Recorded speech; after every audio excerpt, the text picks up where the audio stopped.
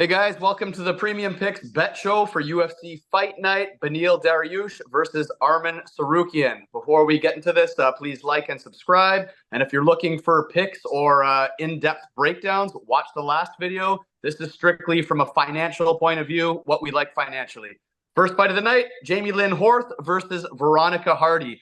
I'm on the Horth side. I think the fight's going to go fairly long. I don't expect a quick finish.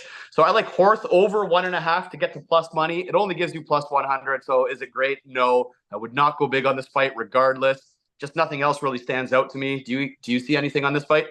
Well, the fight goes to the distance is minus 215. That's not too bad. But a lot of money on Horth over since we did our last video. She's like 175 now, so starting to like the dog a little bit more. She's getting big, and it's a pretty close fight, right? Like what it was before was like minus 125, minus 130. Now it's like minus 180. Doesn't look so appealing. Hardy by decision is plus 220. That's not bad either. If you think it's going to go long. All right, there you have it. Next fight of the night, we got Wellington Turman versus Jared Gooden. Sorry, all my odds are opening odds. So I'm looking at minus 188 versus plus 162. Honestly, from a financial standpoint here, I can't put my money on either of these guys. This is probably the one fight of the card where I don't like anything. This is a straight up pass. There's just nothing that makes sense to me financially. What do you think? Yeah, nothing really sticks out at me. Maybe Wellington Turman by submission. That's about it. That's if he gets his wrestling going. If not, then Jared Gordon by knockouts plus 400. That's not bad. Turman's been like chinny, so either one of those finishing props, but nothing really stands out. I just think there's sometimes you got to know there's better places to place your money. I just don't like anything there. Yeah, me either. Moving on, we got Potieria plus 300 versus Rodolfo Bellato minus 400. Do I like Bellato to win the fight? Probably, but you know what? He's not great. And the more I watch of him, the less confident I am. Sorry. Both of these guys are finishers. So honestly, am I going to go with a minus 400 or am I going to pick some kind of under which covers both sides because they're both finishers? So another risky play here. I would not go big on it, but I'm feeling like this will not last long at all. I like the under 1.5, which sounds risky, and it comes in at minus 180. I don't like minus 400 on Bellato. So I like the under, which gives Potieria his chance to finish because he is a finisher in his own right, covers both sides. That would be my only play or pass. What do you like? I'm passing. Actually, there's a Potieria by submission is plus 1800. Or Potieria in round one is plus 800. Other than that, like this fight sucks. Well, it's not going to suck. It's actually going to be pretty good, but like it sucks from a betting point of view. Yep. All right. Next fight of the night, we got Stevie Garcia plus 187 versus Melky Costa minus 225. Last episode, I was kind of rooting for and hoping for a Garcia win. I go, this guy's the finisher. This is the guy I want to see win. But you know what? As the week's gone on and I've done more diligence, I am liking the Costa side, but I still think Garcia is the finisher. But to be honest, it's a Garcia fight. His fights don't go the distance historically. So I actually like under 2.5, which pretty much is either guy to finish. And you're getting minus 190. So you're getting better odds than the Costa money line. And if Costa gets sparked, you're still covered. So I don't think this fight goes the distance. I like under 2.5 personally, covers both sides. I don't see it going to the final bell. What do you think? Yeah, I don't see going to the final belt either. I actually like Melk here by submission plus 400. Steve Garcia has been taken down, and other guys just play on his back. Like Luis Pena played on his back for 3 rounds. Come on, man.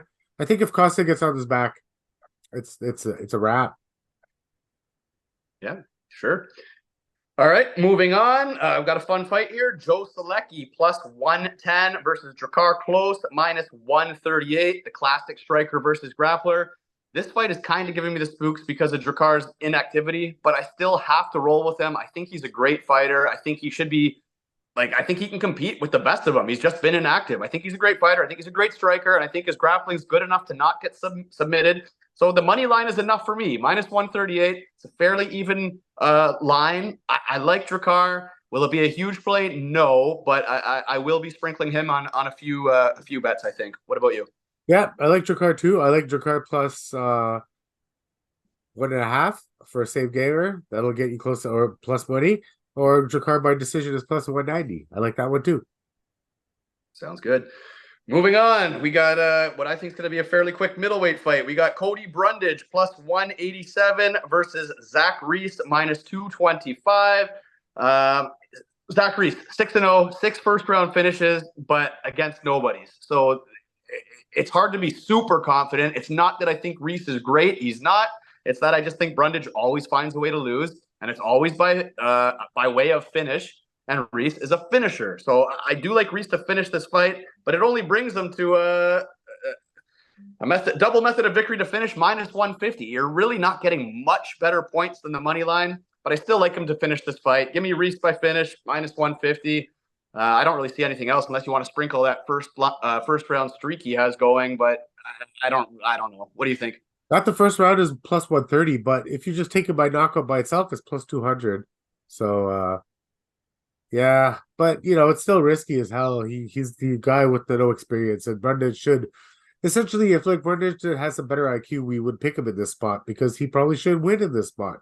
To be quite honest with you, I just have no confidence in him to win in this spot. So yeah, I'm gonna go Reese by KO plus 200. Yeah, I mean, see, I'm scared on the KO. Like KO, absolutely live, but Brundage should be the better wrestler. Like I could see him taking him down and just exposing his neck or something stupid. Like that's just what he does. Right. That's actually not a bad play if you look at that too. Brundage by submission is plus 600, so that's sprinkle both. Yeah. All right, moving on. We got 2 veteran women. We got Miesha Tate plus 130 versus Julia Avila minus 160. I am on the Avila side. Super confident? No. Both of them have been fairly inactive. I mean, Tate retired. Avila got pregnant, went away kind of, but I think she's the better striker.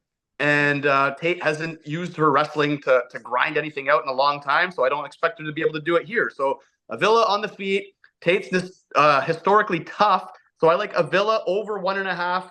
Takes her from a minus 160 to a plus 110. Is it great? Absolutely not. But I think it goes over 1.5 because Tate doesn't really get finished or doesn't get finished early. So it brings it to plus odds. Avila over 1.5 plus 110. What do you got? I like Avila by decision plus 160, but I like your Avila plus 1.5, 110. Still plus money, right? Avila money line minus 150. I like that as well. There's a little bit of hesitancy because she's been off for so long, but I think Tate's on her way out. But like every time I say that, I think someone's on their way out. They go on the fucking win. So I just think she's overmatched here. If they were prime for prime, but who knows? It's not a big play of mine either. Yep. All right, moving on. We got the legendary Clay Guida plus 240 versus Joaquim Silva minus 300. I hate those odds. I wish I got in earlier. Obviously, that they were close to opening. The opening line was pretty close, actually. I think Silva wins this fight, absolutely. So I like Silva as a parlay piece if you just want to be conservative with that minus 300. If you want to be a little bit risky or whatever, the finish is at minus 105. So that's to cover a knockout or a submission because I don't feel overly confident picking one method. I mean, it's probably a submission realistically, but I still just don't feel too confident on going one way. I think he probably chokes him out, but minus 105 on a finish or the minus 300 for a parlay piece. What do you think? I don't like anything in this fight except parlaying the money line, maybe. Guy can see him put his neck in a bad spot and get guillotined like he normally does. I don't see him getting knocked out. He's not known to have a weak chin by any means, but he is 41 or 2 or something like that. So the chin goes as you get older as well. So tough spot. I don't really like Silva either. Don't get me wrong. I just like Guida less in this spot. That's all. Hey, like I said in the first video, the whole world's rooting for you, Clay. We just don't see it happening, but we're rooting for you, buddy. We're rooting for you. I love the old guys. Oh, yeah, man. All right, next fight of the night. This actually might be the sneaker value pick here. We got Pinelli Soriano minus 275 versus Dustin Stoltzfus. I think that's how you say his name. I don't know. So we got Soriano minus 275, Dustin plus 225. Now, this is the strange thing to me. So a minus 275 favorite. This guy is a power puncher. That is how he wins. He wins by punching hard. His knockout prop brings you to plus 130. All the other fights on the card, the finish is like swinging you maybe 100 points, maybe like something around that. This knockout prop is swinging you 300 points from a minus 275 to a plus 130. I think he wins by knockout. If you want to take it further, take it by knockout under 1.5. I think it's probably pretty probable as well. But the knockout, the 300-point swing is, I think, how he wins this fight. So give me Soriano from minus 275 to plus 130. What do you think? I don't like too much on this fight. I like the over one. Well, over 1.5 is minus 145. That's not completely like Soriano's known to be very low volume. If he hits him, he hits him. Like it is what it is. But like for this guy to just survive minus 1.5 rounds, it's doable. I think. Other than that, I don't. Your knockout prop's probably the best thing on here. I don't like either one of those guys either. Yeah, no, I don't like either of them. I just think that's I think that's how he wins fights. Is what I thought it was strange. All right, moving on. Sorry guys, it's the main card. I always say this. Main card. Please like, please subscribe. We appreciate it. Last 4 fights are all great fights. Let's break these down. We got Sean Brady coming in at minus 125. Surprised he's the favorite. Coming in against Kelvin Gastelum plus 100. I do like Kelvin Gastelum. Obviously, moving down weight in the weight cut and will he make weight is all alarming. But I've seen some pictures online. He looks the best I have ever seen him. He looks lean as hell. He looks ready. So I that's all I can go by right now. I think Kelvin Gastelum's the better striker. I like the money line. He's already plus money, so I love it that he's a dog. And to be honest, let's think about this. He is not going to submit Sean Brady. So if you take the double method of victory, knockout or decision, and you're getting almost plus 200, like he's not going to submit him. He's not submitting Sean Brady. So knockout or decision on the Kelvin Gastelum side, that's what I like. You see anything else? Yeah, the over 2.5 is minus 125. Then you don't even have to worry about who wins. That's not even that bad. I'm on the Gastelum side. Gastelum by decision is plus 300. But the only thing is Brady getting knocked out, but Bilal Muhammad really gets to me. You know what I mean? Like Bilal is pretty pillow fisted. We talked about that before. So for him to knock out Sean Brady, it did take till the 3rd round. So maybe we could go conservative and say Gastelum over 1.5. That's also a good play as well. Yep. Yeah. All right, moving on to the featured fight. We got Rob Font coming in at minus 160 versus the moving up former champion, Davison Figueiredo, plus 130. I believe this has tightened a little bit. I don't see the odds today, but I think it's tightened. But either way, you know what? This is one of the funnest fights and one of the trickiest fights to predict because I think Figueiredo, like I love the guy. If you watch the earlier video, I love the guy. He always scares me with the weight cuts and the durability and the age catching up to him. But there's a clear path here, man. Rob Font was taken down at will by Corey Sandhagen for 5 rounds. So what's to say Figgy can't do that for 2 rounds? All he got to do is win 2 rounds. So from a financial point of view, I'm looking at Figgy decision plus 425. Rob Font's durable. He takes a beating. His face always wears it. But plus 425 on the decision might be worth the sprinkle here value-wise. Who's going to win? I don't know for sure, but I just think that's the best bang for your buck that I saw, and I'm rooting for Figgy. It's a tough fight to predict. What do you like? I'm rooting for Figgy too. I like the Figgy just straight up money line. The only problem is the reach difference is how is he going to deal with it. But the wrestling is a good point. He took out Brandon Moreno a couple times in that fight. The one that he won, the title fight he won. So I like Figgy. I think the value is all on Figgy at this point. So yeah, I go Figgy the whole way. I like the underdog in all 4 of these next fights. All 4 of the main card fights. Nice.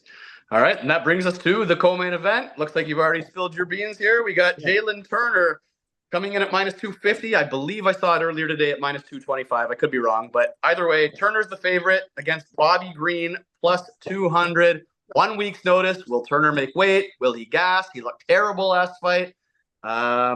This is another very tough fight to predict. I almost feel like I want to sprinkle the KO on both sides. As crazy as that sounds, Bobby Green by knockout is plus 550. Yeah. He's not submitting it. What?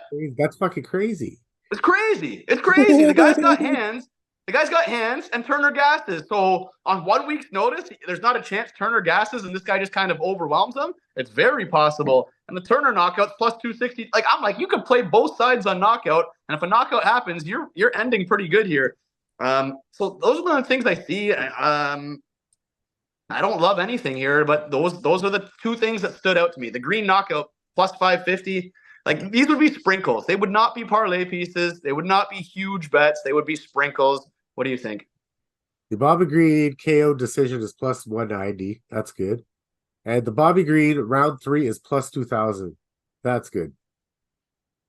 Hey, it's going to finish late. I feel like, that fight against Hooker, you really, really gassed there in the last round. And Bobby doesn't let up like Dad. Dad let up a little bit. Bobby don't let up. Bobby goes right after him. He might do his little Roy Jones Jr. bullshit, but like he'll go right after him, right?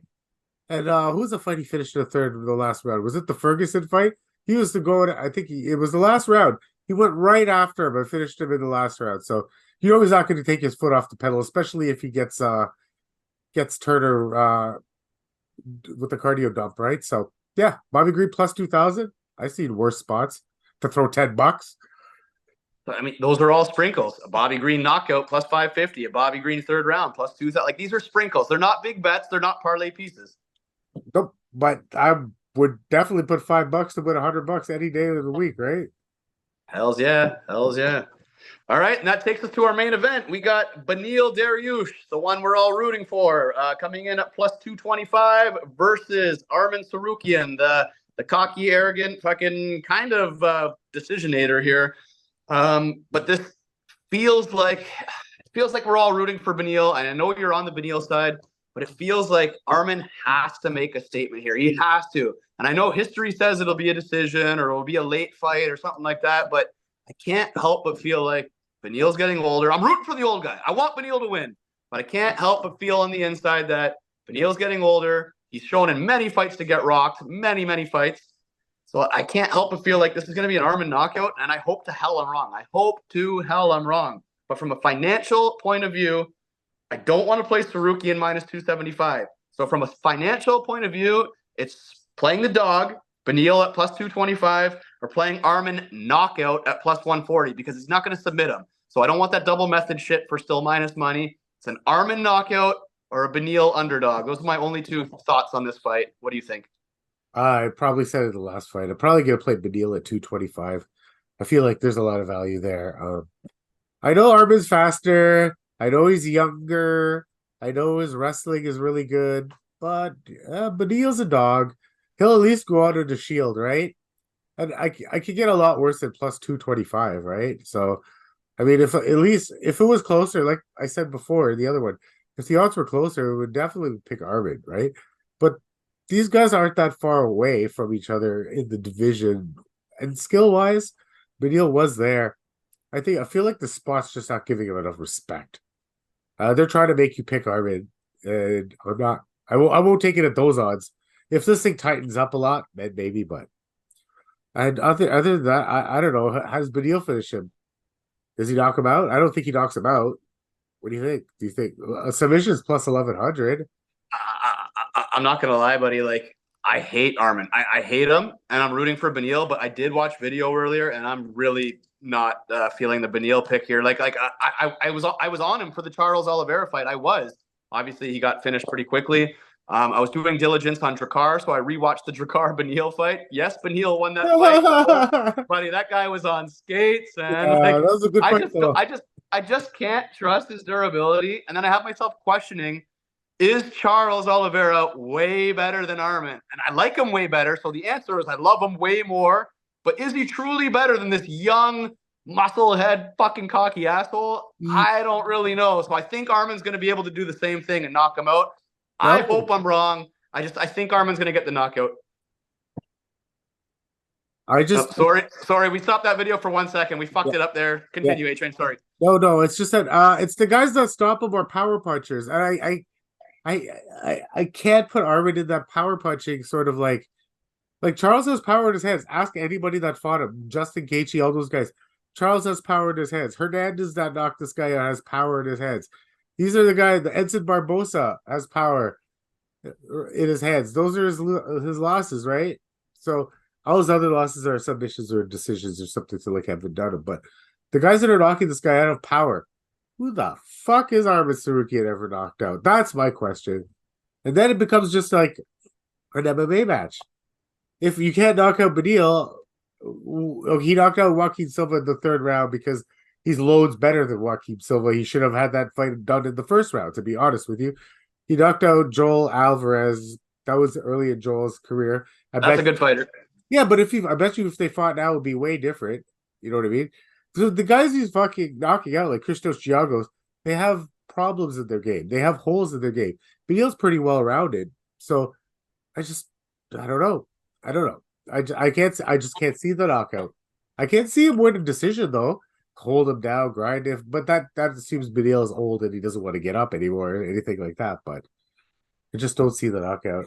Maybe Beneil loses, but I don't see him getting knocked out. Not by this guy.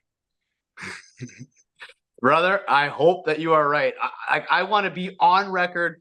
Full disclosure, I do not like Arman Tsarukyan. I do not like his interviews. I do not like his arrogance. I think that he will be too relentless, or like the pace is too much or something. The pace, maybe. Like, I could give you that. I could give you the pace. The pace, maybe. But this is not like going to be like, Drakkari's got actual good boxing. So that was on skates because Drakkari's got actual good boxing. Yep. Yeah. I would say Drakkari is not as good a fighter as Arman Tsarukyan by far, but his boxing might be on par with him. So probably better, yeah. Probably better than that. All right, guys, there you have it. Those are our betting financial point of views for this card. A-Train, I hope you feel better. Guys, we'll see you in a few days for the next card. On to the next one, and I hope we all smash it. Drop us a comment, drop us a like. Let me know your favorite prop of the card, your favorite pick of the card, and your favorite dog of the card. I'd love to hear it and hear some of your guys' point of views. Thanks for watching. We'll talk soon.